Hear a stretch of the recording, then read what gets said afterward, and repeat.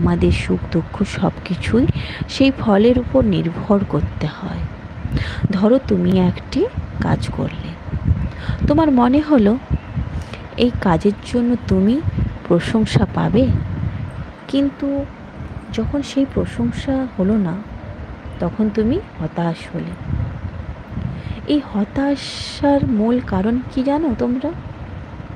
জানো না। তো মূল কারণ হলো কাজটা না, বরং সেই কাজের ফলের প্রতি তোমার আসক্তি হয়ে গিয়েছিল। তুমি ওই কাজের ফলের প্রতি আসক্ত হয়ে গিয়েছিলে। আমরা প্রায় ভাবি আমরা এত পরিশ্রম করি, তাহলে ফল তো আমার মতোই হওয়া উচিত। কিন্তু বাস্তবতা হলো ফল কখনো